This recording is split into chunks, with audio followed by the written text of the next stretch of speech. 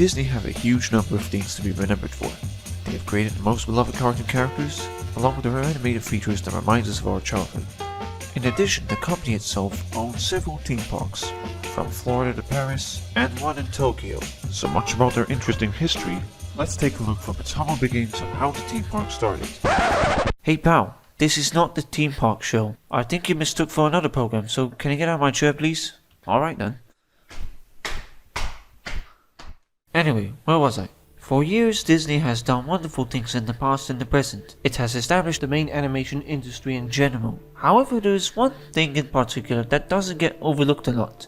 We're talking about Toon Disney, a forgotten sister channel. Also, did you know that some of its films went on to become their own spin-off series? If you mention this to somebody, they might be saying, "What? Did this show really exist? If so, when did it happen? I don't remember seeing that at all." In today's episode, we'll be showcasing the good, the bad, and the decency the network had to offer. This is the Channelography of Toon Disney.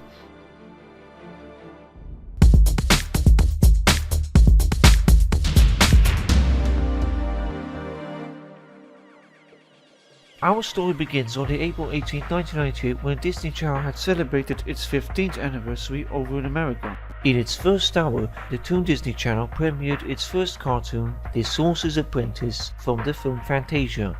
In fact, Toon Disney was meant to be a rival between Cartoon Network and Nickelodeon, the two big channels of that time. As for programming, it consisted prominently of countless animated shows that were previously broadcast on different stations, including the Disney Channel, as well as some back catalogue stuff that wasn't from Disney.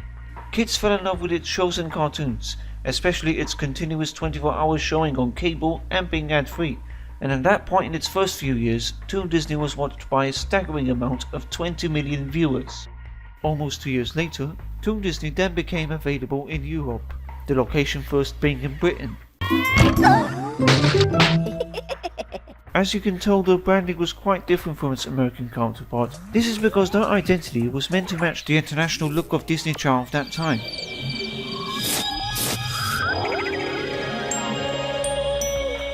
After the formation of the UK version of the channel, it then expanded into localized versions for different countries, the latter being France, Germany, Italy, Spain, and so on and so forth. The difference between the US and the international branding of the station was that the American used a mix of CGI and live action that was adapted through Disney Channel's original logo of that time. As to the international version, it didn't add any animated characters at all, it just kept it simple. In 2003, Disney Channel along with their sister stations rebranded their look. If you grew up watching Toon Disney back in the day over in Europe, you probably remember this following ident.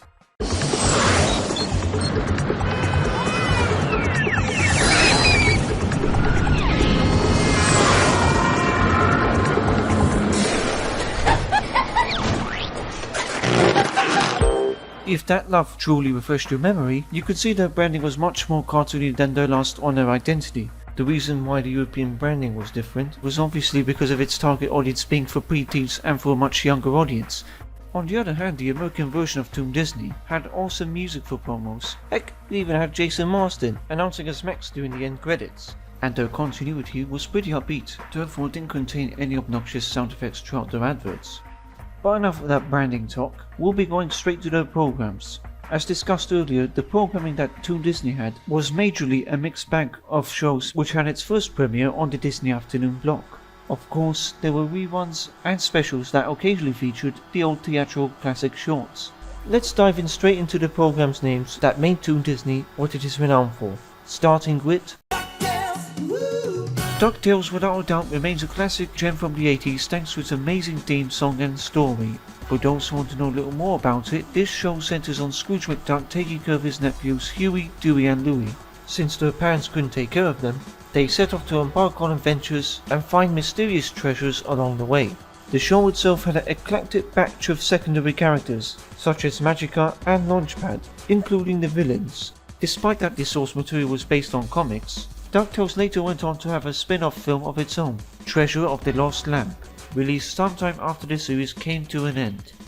DuckTales never ceases to impress the old and young, as it's still clever, ingenious and creative after all these years. Speaking of ducks, there was another show that involved a duck as a protagonist, albeit being a superhero. That show was Darkwing Duck. Having a superhero was not new. but what this character actually did was that he had a bumbling personality and the fact that he lives with his daughter Goslin. Released in 1991 during the Disney Afternoon era, Darkwing was one of those characters who was egotistical, a single parent, and didn't have any abilities to fly. Along with him and Goslin, you had the return of DuckTales character Launchpad, including a real assorted set of baddies. It takes the mickey out of everything superhero related while still being its own show. Not bad for a program made for Disney Afternoon. Unfortunately, it lasted for 2 seasons in its original one. However, the show made a significant impact through reruns and on Toon Disney. In the show, Darkwing was known for his famous comedic monologues. I am the terror who flaps in the night. Oh, now I'll never know who won. Hey, DW, where you hiding? I am the spider who nips at your neck. You. I am Darkwing Duck. Whoa. Talespin was an adventure show that had its first debut on TV in 1990 and adapts characters from the film The Jungle Book. It primarily focused on the adventures of Baloo, now a pilot for an air cargo business in the state of Cape Suzette. He's joined with an orphan bear cub named Kit, who's Baloo's right-hand navigator. Together they embark on places which they have never experienced in their lives. The only distraction these two have to face is a group of air pirates led by the evil Don Carnage. In fact, its concept very much pays tribute to the Indiana Jones series and the adventure genre. Of course, Talespin later spawned a Capcom video game on its own for the NES, Sega's Mega Drive and Game Gear. There then was another spin-off series called Jungle Cubs, released years later. Now this one takes place when they were a bit younger, before their encounter with Mowgli. While this is more aimed for younger children, it was not as successful, unlike its first show. Jungle Cubs, on the other hand, mainly centered through the imaginative adventures of these beloved animal characters from the same film. Talespin is an underrated show that should be mentioned in this Toon Disney list of programs. Sooner or later in the first half we went through the shows from the late 80s to early 90s. The next program which did not involve ducks and coincidentally had a family plot was Goof Troop. Goof Troop certainly might be a forgotten show to some. However, if you've forgotten about the premise, it's about Goofy and his son Max living in suburbia along with Pete and his family. You got PJ, Pistol and his wife Peg. It's decent to know at least that it still had a heart and charm with its humorous situations. When the show itself premiered during the Disney Afternoon era, a music video was made to promote the series. And boy, was it ridiculous.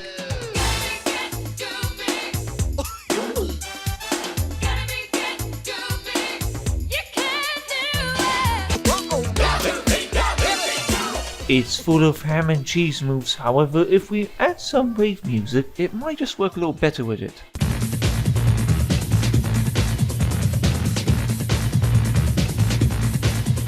Obviously this was done in a time when Disney was trying to be hip and cool.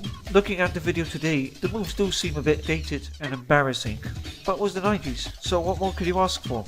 Moving on to the mid-90s, a couple of more programs popped up, and most of these programs that I'm going to be mentioning shortly are the ones that many viewers used to watch on Toon Disney. Some familiar names you might know of, don't remember, or possibly know little about. You've got Recess, Timon and Pumbaa, which was a spin-off series from The Lion King, Quack Pack and the Mighty Ducks, which may sound unfamiliar to you, Gargoyles, Hercules the Animated Series, Pepper Ann, which I'll be talking about very shortly, and Buzz Lightyear Adventures of Star Command.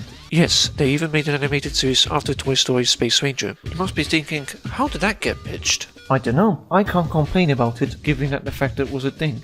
Without further ado, let's back up a bit more and ask ourselves this question. Who is Pepper Ann? Well, I'll tell you. Pepper Ann was a show about this high school girl dealing with the consequences of everyday life. She's an oddball who has to go through the ways of living the reality. Unfortunately, she doesn't always take it seriously during class. Having said that, there were episodes that dealt with the typical issues in and out of school. It was one of the famous cartoons on ABC's One Saturday Morning block from way back when it came out. Now I'll be honest with you all, I've not watched much of this program growing up on Toon Disney, despite being familiar with the name and setup. Now here's a fun fact for you. The main character designer for the series, as well as Pepper Ann, was provided by Mr. Warburton, who would later give us Codename Kids Next Door for Cartoon Network. Pepper Ann to some extent was quite innovative and its concept was quite unique. In retrospect, the idea for the time to have a girl protagonist was out of the ordinary, not to mention that this was one of the first animated series to be created by a woman. Years later, more programs would follow after the existence of Pepper Ann. Moving on to the late 90s, we go to the part where Toon Disney reached its peak year, in the early noughties, or the early 2000s if you want to be polite. The show we'll be going through next, that was also popular at the time, was The Weekenders. The Weekenders is one of those shows that was truly different from the other ones, probably because of its unique animation style and plot. This series itself centered a group of friends explaining their joys of a perfect weekend. We have Tino, the leader of the pack, Tish, who's a literature and art obsessed girl and doesn't forget her foreign roots, Carver, coolest personality with admiration of shoes and law, the competitive Scottish American. Weekenders was notable for breaking the fourth wall and focuses much more to our protagonists rather than their usual everyday academic life. Since the whole story is set after school, each episode literally ended with the end phrase that Tina was known for. Later days. As a matter of fact, The Weekenders actually was created by Doug Landale, notable for creating Dave the Barbarian for both Disney Channel and Toon Disney, and would soon collaborate with Jorge Gutierrez and Guillermo del Toro in The Book of Life, one of the films that got nominated for a Golden Globe for Best Animated Feature Film. The Weekenders was very underrated, and I don't think there's another show that can come close to it. It was done at a time when live-action, kid-friendly anime dubs were taking over Saturday morning cartoons. It came out in 2000 and it ran for 4 seasons. After its cancellation, The Weekenders soon proved popular with audiences, and I think with the power of the internet, people are discovering even more of these obscure shows. On to the next program, that will be one of my favourites, House of Mouse. In 2001 came a spectacular variety show like no other. It was mainly a short cartoon festival hosted by Mickey along with his pals in a dinner club. The shorts were either a batch of theatrical shorts that were created between the 1930s to the 50s, as well as new cartoons. Some were made especially for the show, while half of them were shorts from Mickey Mouse works. If there was anything wrong during the film screenings, Pete shows up, and if the club is not run according to plan by Mickey and his friends, Pete would either shut the club down or else would take Mickey's duties. Basically, the whole point of the show was to keep the House of Mouse running. That's where Mickey, Minnie and the whole gang step in. It became the flagship program of Toon Disney, and pretty much any character you would know from a film or TV show would pop in for a quick cameo or big role. For a show that went for 2 years, it was a fun experience for viewers. Looking back on it, it's clear that Disney were trying to bring back the characters to a whole new generation. What else can I say about the House of Mouse? It was an amazing show, packed with funny shorts that truly won't leave you without much disappointment. Teacher's Pet is a story about a boy who's struggling to make his way through the 4th grade.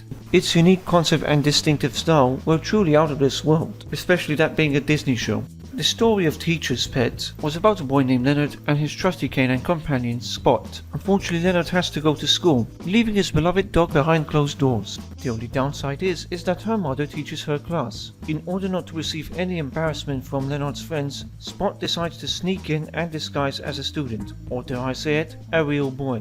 Spot, voiced by Leighton name, is now transformed into Scott Ledreddy. At first, Leonard didn't seem to enjoy the idea of his dog snooping around at class, but then they eventually get along, later becoming the coolest kid of the entire school. It's not just the dog that talks, even the parrot and the cat have their own lines of dialogue. The show was created by Gary Baseman, who's notable for doing artwork for the Cranium board game.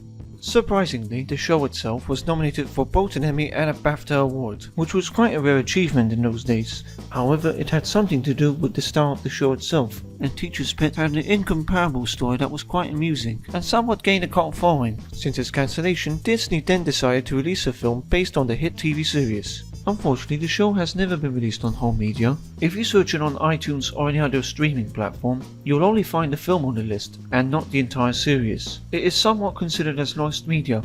Recently, some of the episodes have resurfaced to a video sharing site, so if you wish to see the missing episodes, now be a good time to watch it before it gets pulled off.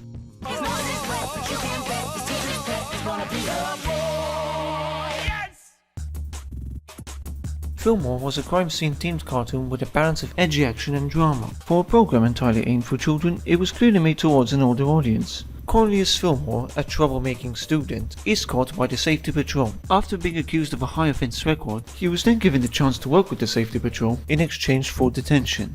Fillmore is then accompanied with his friend Ingrid. Together they fight crime and mysteries at their very own school. On top of that, the crimes featured throughout the show are kid-friendly common families everyone's familiar with, so instead of cars you get scooters, whereas false trading cards are the equivalent to counterfeit money.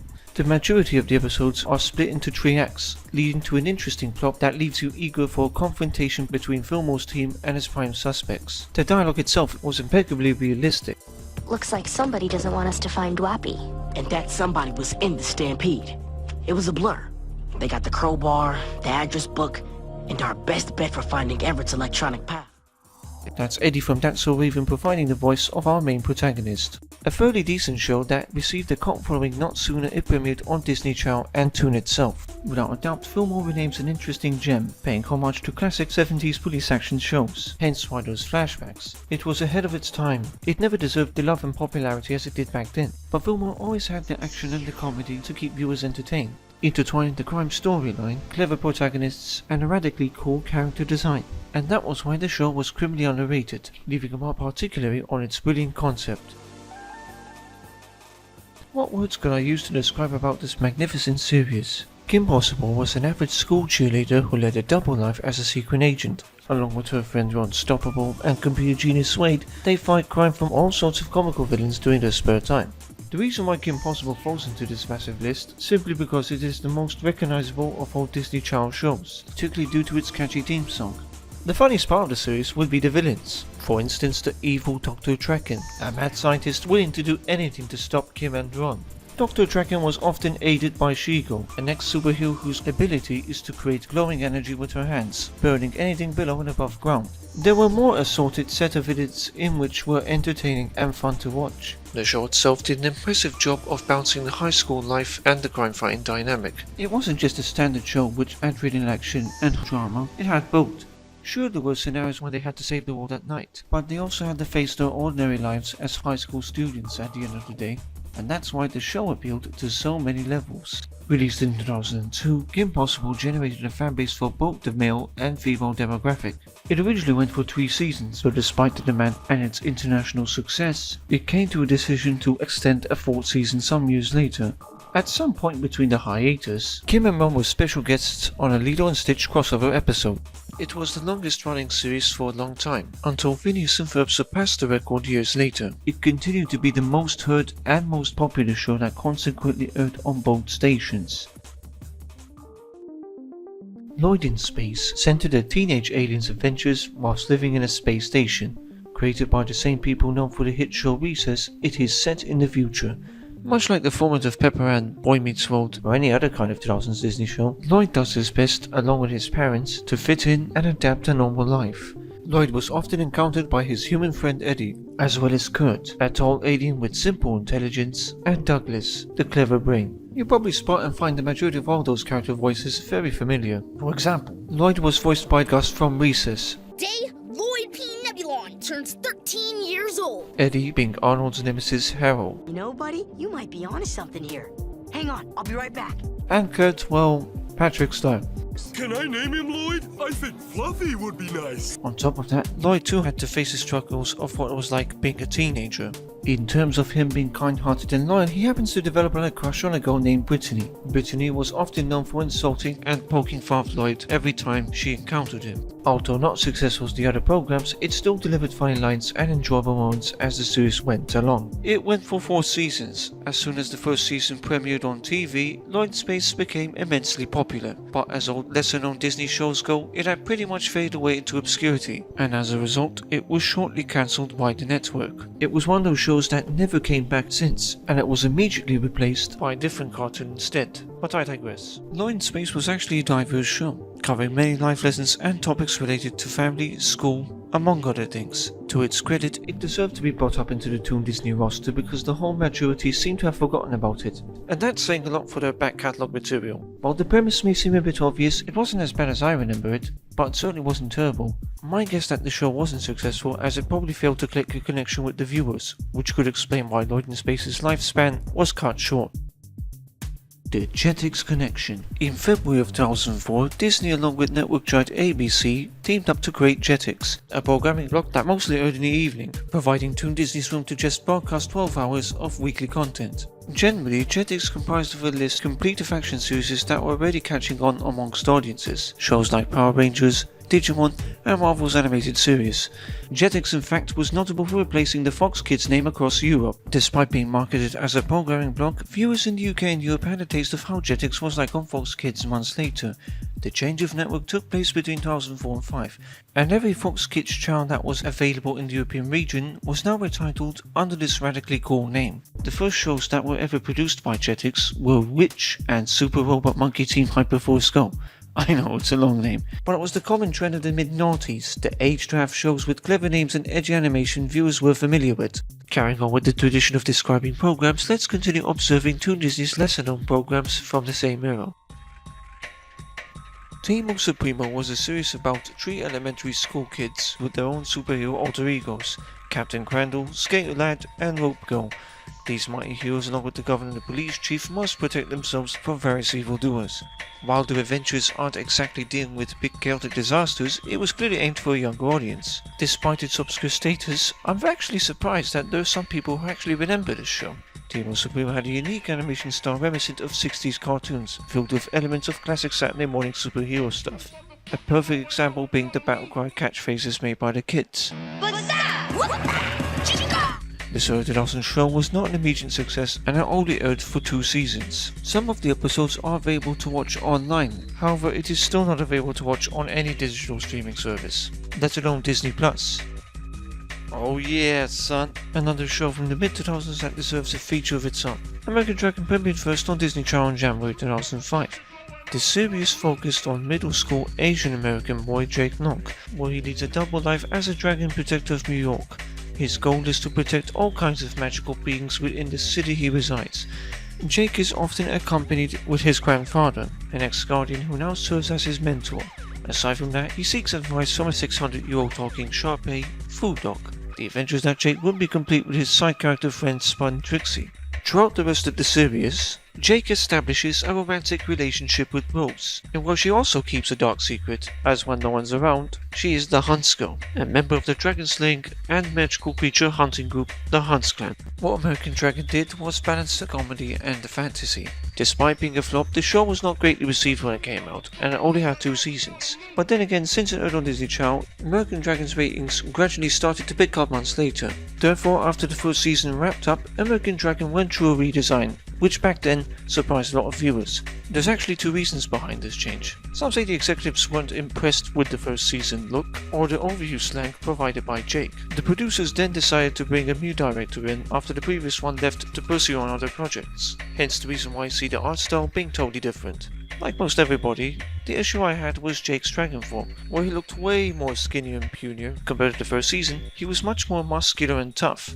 In my opinion, that's how Jake should stand out.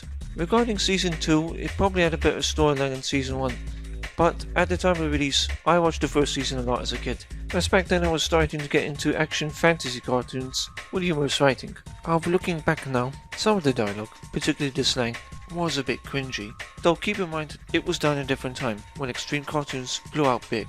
I still enjoy it now and then, but maybe much less than before. As I mentioned earlier, Disney were known for producing spin-off shows based on their animated films. Lilo and Stitch was one of them.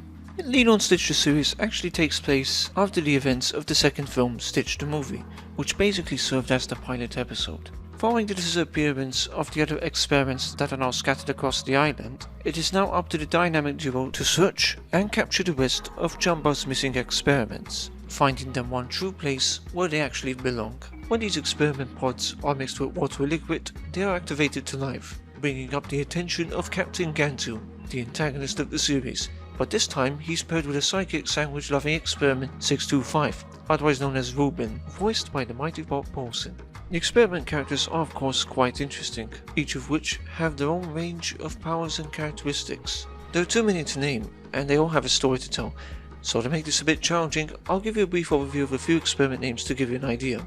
The first on the list would be Angel. Using her siren song, she turns people and experiments from good to bad seeds.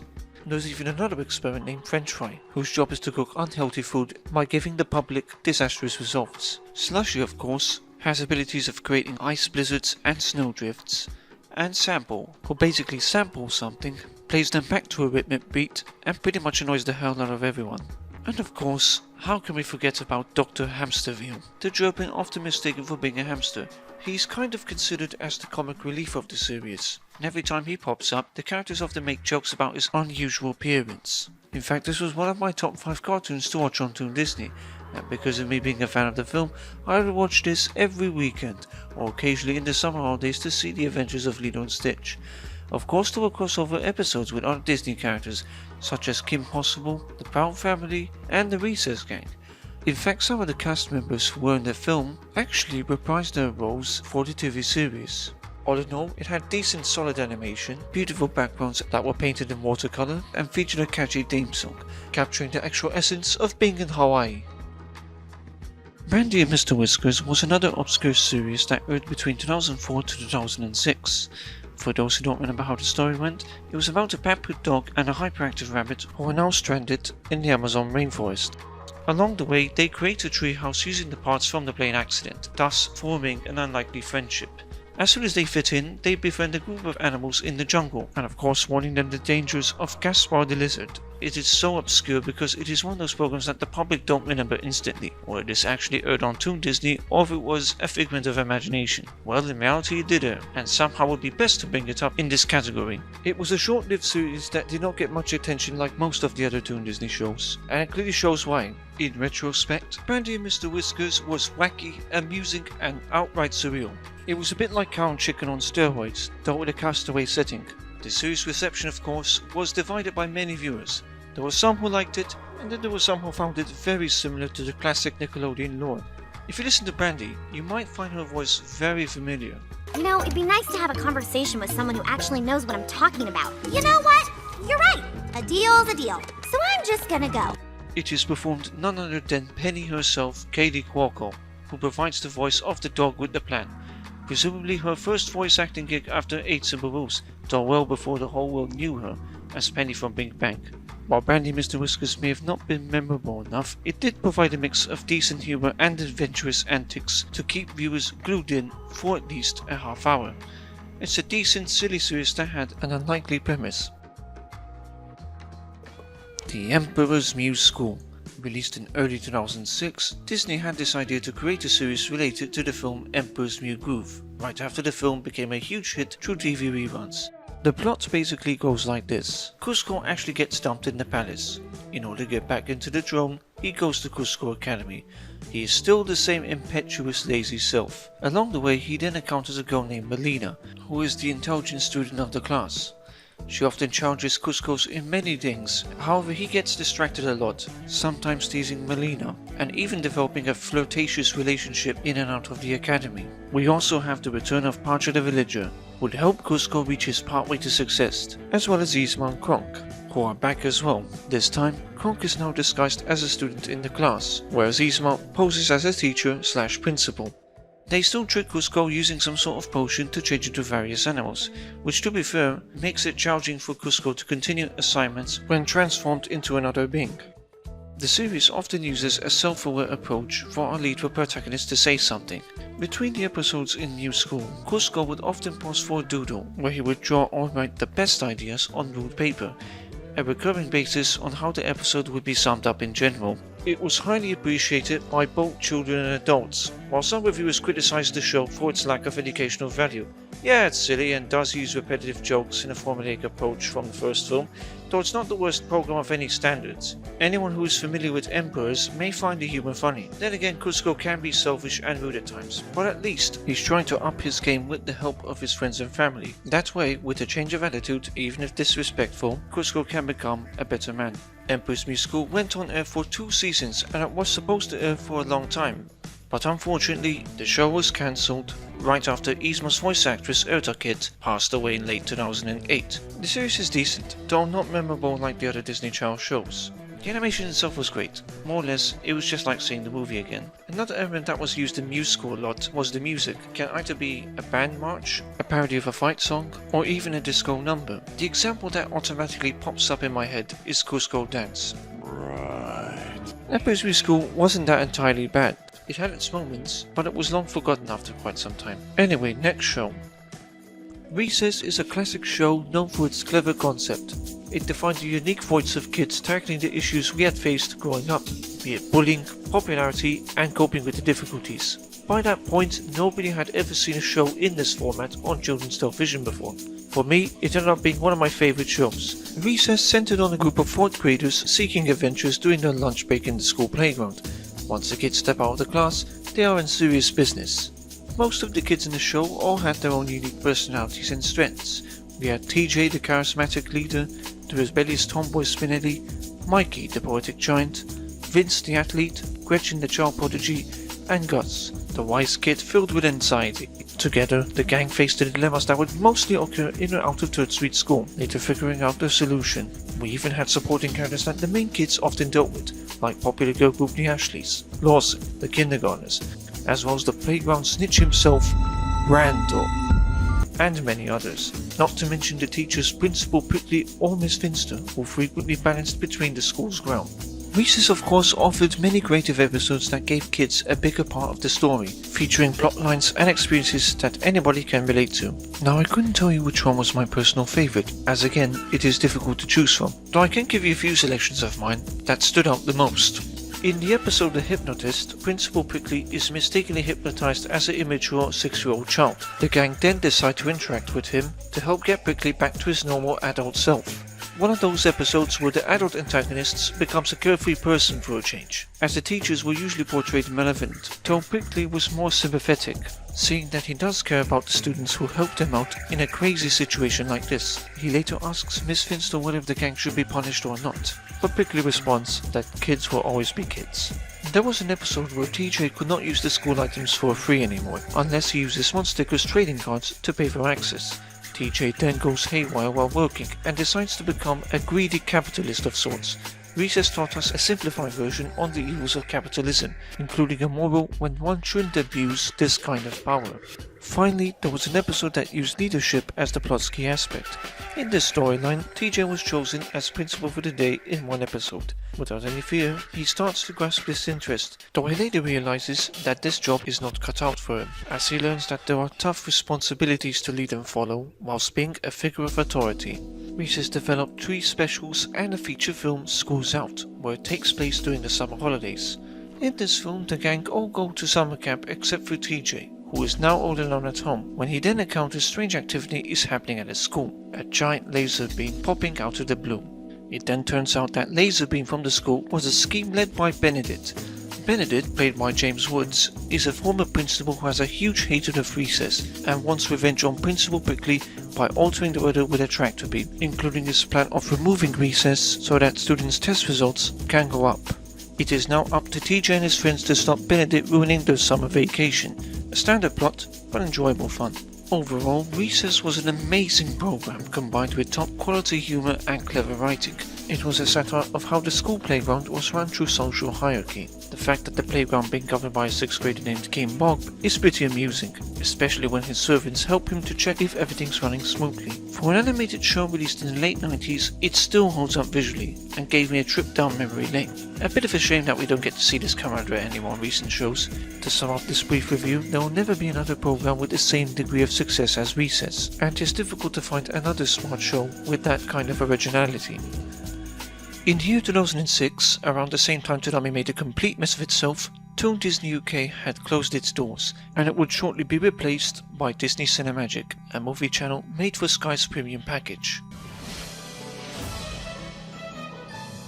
Launched on March 16 that year, Disney Cinemagic basically aired a library of their films, including the direct-to-video back catalogue and a selection of series. Disney Cinemagic also broadcasted in other countries such as France, Germany and Spain. Then in 2008, a high-definition version of Disney Cinemagic was launched. Some of the animated shows that were screened and repeated on Cinemagic were shown in widescreen for the first time. Kim Possible, for instance, was originally produced in widescreen, but when we saw it on Disney Channel, it was shown in 4:3. Unfortunately, Disney Cinemagic did not stay for that long in the UK, and on the 28th March of 2013, the channel was replaced with Sky Movies Disney as part of a multi-deal between Sky and the Hollywood studio. 2 years later in 2015, the Spanish Cinemagic closed on New Year's Day, despite Twitter protests to save the channel. Over in France in May 2015, the French Cinemagic was replaced by Disney Cinema. The last Disney Cinemagic in existence was in Germany, and it closed down on the 30th of September 2019, thus marking the end to the Cinemagic name after 13 years. When Disney Plus announced the release dates of the streaming service in the UK and throughout Europe, Sky and the international providers had no choice but to shut down their respective film channels. The French Disney Cinema was the first to go off the air on April 2020, whereas Sky Cinema Disney closed down in late December of that year. The final Toon Disney channel to ever air in the European region would be the Italian version, which closed its doors in November 2011. That pretty much covers the history of Cinemagic. But whatever came of Toon Disney over in the US? In February of 2009, the original Toon Disney ended its run over in America and was now relaunched to Disney XD. Disney XD's schedule consists a mix of animated and live-action programs. Most of the programs that aired on XD were either a mix of new shows or previous editions inherited from sister network Disney Channel. The very first original series that XD produced was Aaron Stone. The transition that was made over in Europe was a little bit different. In international countries like the UK, France or Italy, Disney XD replaced the former Jetix worldwide, whereas there was an exception in Scandinavia where their version of Jetix and Toon Disney became XD in one channel in September 2009. Whereas in Central and Eastern Europe, their Jetix was rebranded to Disney Channel instead of Disney XD because they never had a Disney Channel in some regions.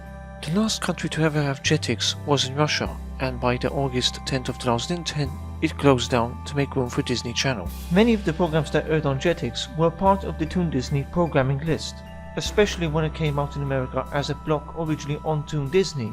Fast forward to a decade later in 2019, where it was announced that some of the channels owned by Disney would close to make room for the upcoming launch of their streaming service, which allowed the company to make profit this time by maintaining their content streamed to most providers rather than seeing it on TV. Within the first year of closure, the Australian Disney XD ceased transmission, with the later fate being that all the programs be moved into their sister channel. Then a year afterwards followed the biggest and the most difficult step of them all. The worldwide branch that owns 3 Disney networks had started the process to close some Disney channels across Europe and other countries. For instance, Disney Channel UK along with XD and Junior had its final farewell in October last year, ironically on the same day of its 25th anniversary, whereas the Italian version closed down on May of that year, and XD was pulled off the air months earlier. It's a shame that streaming killed linear TV, and with having a channel like Disney Channel not announcing its departure was a heartbreaking and difficult moment. So that was Toon Disney, the after-school and Saturday morning mainstay. For over a decade, Toon Disney provided an entertaining selection of cartoons for us to watch. Ever since I discovered it, I found out that they had aired shows that I'd never seen before or even heard of. It's amazing that a channel can create joy for millions of people, and I was fortunate enough to experience it during its long run. To wrap up today's episode, I'm probably going to ask the same question that everyone else is probably thinking. Will Toon Disney ever return to our screens? I'd say there's absolutely no chance. With the success of Disney Plus, it made it impossible for the network to keep up with their schedule, so when the channels closed, the programs moved. Most of the programs I've reviewed throughout the video are available to watch in their on-demand service, though a little reminder that there are still some gems which aren't even available to watch on Disney Plus yet. Certainly, this might be frustrating news for those people who wish to relive the nostalgic experience once more. Again, this is all entirely up to the company to release them. Who knows if these shows will ever return in a category of its own? That was the rise and fall of Toon Disney. I hope you enjoyed this video. Until then, see you all later.